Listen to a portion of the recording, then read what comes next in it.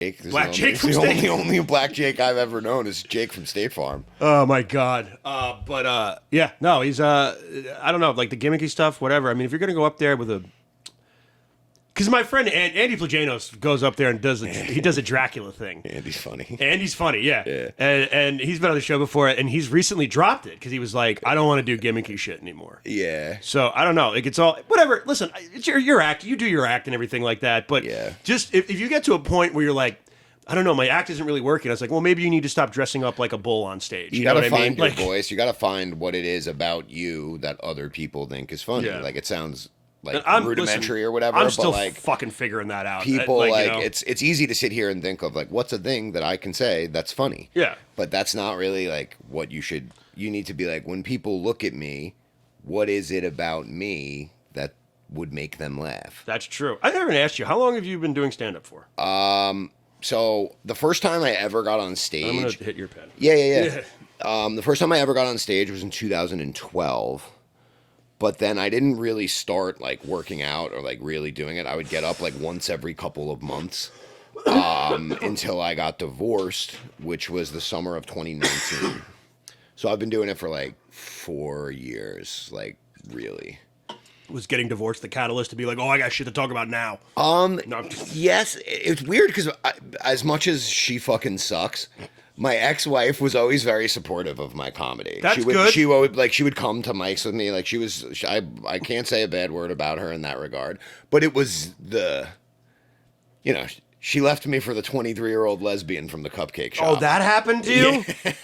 We should have led with that. Oh Jesus yeah, my Christ. Yo, I'm like Lemony Snicket, Your life dude. story sounds like the beginning of a Kevin James sitcom. Dude, the last like 4 years for me has been a series of unfortunate You had a heart attack, events. dude, didn't you? Yeah, dude. My dad died. 3 weeks later, I had a heart attack. And then like 2 months after that, I was hospitalized with like I had a tooth pulled and it got infected. Oh, you told me that, and that was Yeah. like more dangerous than the heart attack. I almost died. I was way closer to dying from that than I was from the heart attack. And like, but I'm doing good. I lost like 40 pounds. You did. I saw when I first met you. You were a little heavy, and then Yeah. Then I like lost, what it was, not to get too fucking serious on you, Never but mind, I don't give a fuck. so when I first moved to Long Island, the first mic that I started going to was the one at Alibi. Okay. And James was Friend of the show, listen very much. Yeah. Rest Just in his peace. birthday a few days ago. Yeah, he was a fucking very good dude. I unfortunately did not know him for very long, but he was the first person on Long Island to like take a shine to me and like book me on shows, and he started putting me on.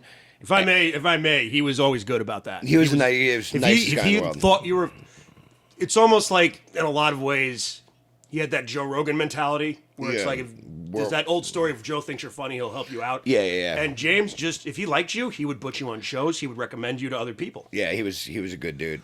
And but so what me and James had in common was like he had also had a heart attack. Yep. Like 2 years prior. Yep. And Wasn't he divorced too? I think he was, Yeah. yes. And so we had some common ground, and we actually had like some of the same jokes. Like we found out that a lot of our jokes were like pretty similar. He had a joke that I still love to this day where he talked about people who are, when you're tired, you can never say you're tired around people with kids. Yeah. Because they would be like, oh, you think you're tired? And I'm like, yeah, I'm fucking tired because I worked all day today and Yeah. you sat like... And but here this kid he had a heart attack, but he's smoking butts and he's drinking booze and he's eating cheeseburgers, and I'm not gonna lie, I started to feel like, oh well, maybe I can be guzzling beers and smoking butts and eating cheeseburgers. And then he fucking unfortunately had passed another away. heart attack Yeah. while driving his car and died.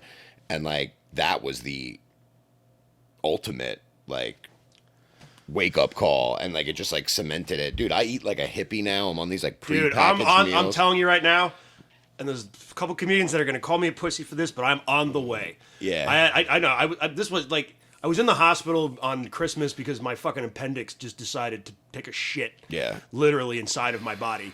And like,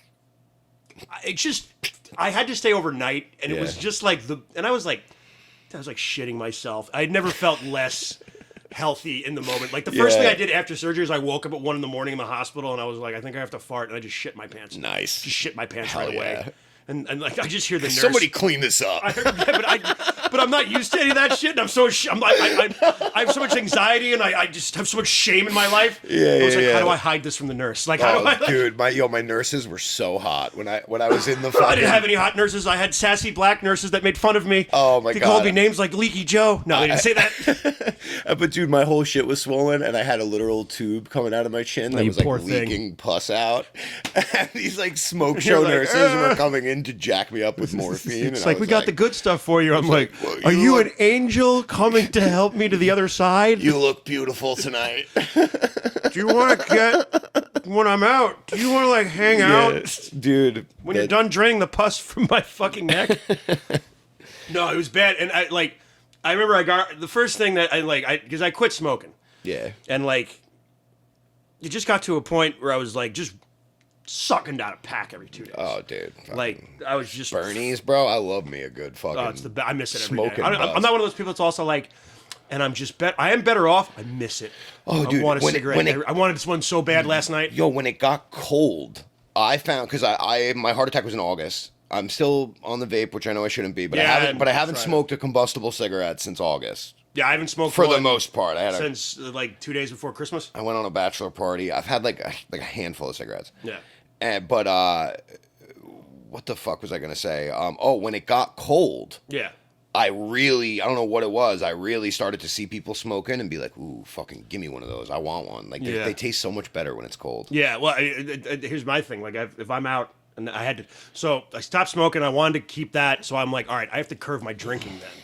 That was the next thing where I was like, because you just drink it. I was just like... It's like, what's it, Tuesday? I'm like, just kill a 6-pack. Everything will be fine. Yeah.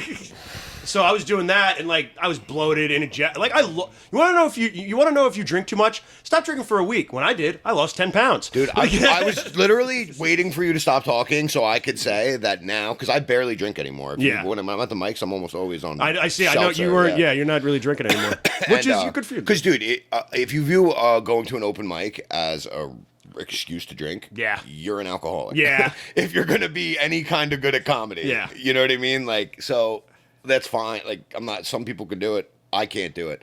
But if I drink hard one night and like go to Taco Bell, I will wake up the next day and be like 9 pounds heavier. Yeah, it's ridiculous. And then like it all goes away. But it's water weight. But man, like I like between all the beer and everything, and I was just like the indigestion. Like I just felt like I was constantly burping up volcano fucking fumes. Oh god. And like so, after I got out of the hospital, I was like, it was just like a weird thing. Like I didn't like. Sometimes your appendix just takes a shit. I'm sure it's nothing that I was doing, but like I'm sure my lifestyle didn't help move that along because they were like, surely there were signs. Like before, like the week before, and I'm like, no, I didn't throw up more than usual in the morning. Like, it's like, so why is that a sign? I'm a raging drunk, of course. Like, But so when I had my heart attack, I found out that I had diabetes. You found out you had diabetes? Yeah. And now I don't have diabetes. I'm not even pre-diabetic. I have like my A1C or whatever it's called. Yeah. Is now because of your lifestyle, how you're living. Completely changed the way I live. So. That feels good. Yeah, I mean, it should I'm not like again, it's not like get too serious, but like that was the weird like sort of come to Jesus moment because I'm like I had to reason it out, being like I'm not.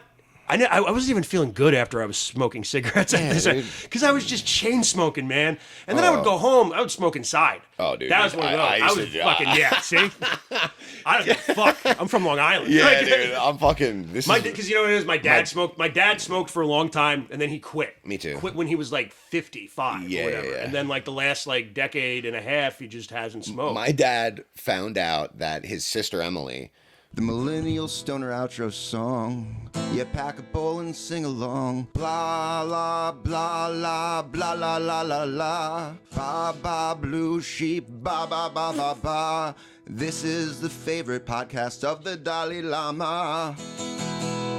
The Dalai Lama's mother's name is Dalai Mama.